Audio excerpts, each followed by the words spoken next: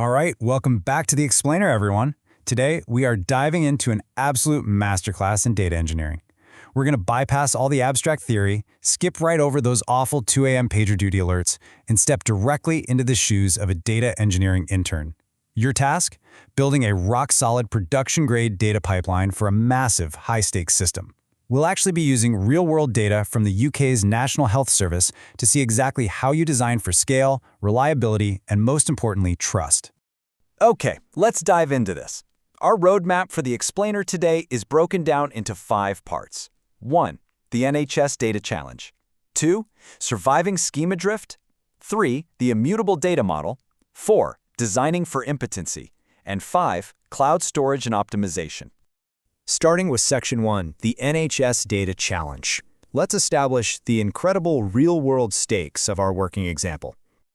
I want you to just think about this for a second. How exactly do you track billions, and yes, that is billions with a B, of pounds in medicine spending across hundreds of different hospital trusts every single month? You obviously can't just open a massive spreadsheet, right? It would crash instantly. You need automated, highly structured pipelines. Our raw material for this project is the Secondary Care Medicines Data, or SCMD for short. Basically, it tracks the quantities of medicines issued and their indicative costs. Now, it's absolutely crucial to note that these costs are just indicative. Why? Because actual hospital pricing contracts and volume discounts are highly confidential. So, while this data provides brilliant estimates for trend analysis, getting those insights means we have to build the literal pipes that can handle data that is inherently messy. We're talking null values, missing fields, weird formatting errors, stuff that is constantly evolving and utterly massive. Adding a whole new layer to the complexity, the SCMD is what we call provisional data. This means the dataset is uploaded monthly, and we have to use append-only logic to safely add that new month's data to our existing records. Then, 2 months after the financial year closes, a data provider called RxInfo comes in and refreshes the entire dataset to include backtracking adjustments. If your pipeline isn't highly structured to handle these rolling updates, it's going to completely collapse under the weight of its own data. Moving on to Section 2, Surviving Schema Drift. This brings us to the inciting incident of our masterclass. We're facing off against the ultimate data antagonist. Imagine this. You build a pipeline. It runs perfectly for an entire year. And then suddenly, out of nowhere, the source data just changes its structure without warning. This is a classic data engineering trap, and it is happening right now in our working example. The July 2026 SCMD provisional release, which actually drops in September 2026, introduces drastic structural updates. They're adding brand new virtual medicinal product, or VMP columns, and completely changing the data types of existing ones. If an intern's pipeline isn't robust enough to anticipate this kind of wild update, it completely breaks the moment that September data drops. And this brilliantly illustrates exactly how much of a headache schema drift really is. Just notice the naming shift here. We go from a nice, simple unit of measure name to the highly verbose VMP UDF's unit of measure name. If your code is hard-coded to look for the old name, well, your pipeline is going to throw a fatal error right then and there. Furthermore, standard clinical identifiers like SNOMED codes, the ones used globally for medical terminology, they are actually shifting to string data types in this update. A veteran data engineer anticipates these shifts. They don't just sit around and hope the data stays the same, they proactively build in validation checks and ensure that explicit typecasting is written directly into the code itself. Section 3, the immutable data model. To combat data chaos like schema drift, we're going to deploy our very first superhero engineering solution. There's this saying among battle-scarred principal engineers when they're mentoring new interns, and it goes like this. Clean data is 80% of the work. Spend time here, do it right, and the rest of the pipeline is easy. Data cleaning is absolutely non-negotiable, folks. You cannot skip it, and you must fiercely protect the integrity of the original data while you're doing it.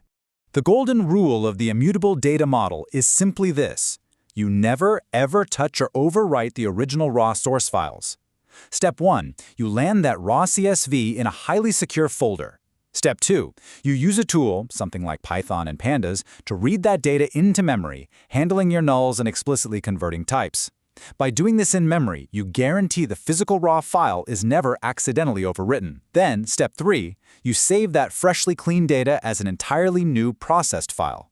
The raw data remains frozen in time, perfectly safe. Which brings us to Section 4, Designing for Idempotency. This is our second critical engineering fix, and it's absolutely vital for pipeline reliability. Idempotency. It's a big fancy word, but it has a beautiful meaning.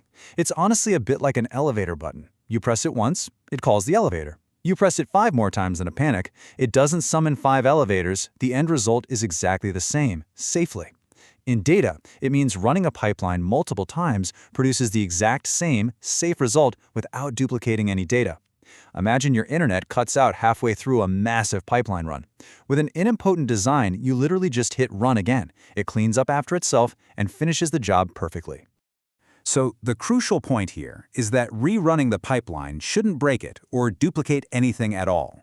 When we're dealing with an append-only dataset like the SCMD, where new provisional data is dropped every single month, if your pipeline isn't idempotent, a single accidental double-click could artificially double the reported indicative medicine costs for an entire hospital trust. That is exactly why this principle is strictly non-negotiable. Finally, Section 5, Cloud Storage and Optimization.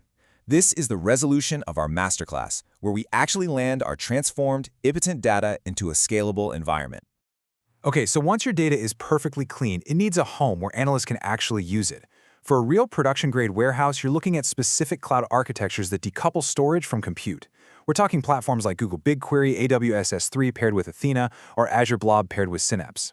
These platforms are purpose-built to query massive datasets at lightning speed, but, and this is a big but, only if you feed them the right file format. Now, what's really interesting about this slide is the ultimate payoff: the shift from CSV to Parquet. Raw CSV files read row by row, making them super clunky, slow, and incredibly memory-intensive. But if your pipeline converts that data into Parquet, which is a highly compressed, columnar format, the Cloud Engine only scans the specific columns it actually needs. To put that in perspective, a 40-megabyte CSV shrinks down dramatically in Parquet, meaning querying becomes exceptionally fast and incredibly cost-effective. It is truly the perfect culmination of a well-engineered pipeline. We have covered a lot today: the messy reality of source data, the absolute dangers of schema drift, the safety of immutable and idempotent designs, and the sheer power of optimized cloud storage. Which leaves us with one final, provocative question to challenge your own projects. If your pipeline cannot safely rerun on tomorrow's changing data, have you really built an engineering solution? Thank you so much for joining me for this explainer, and hey, happy building!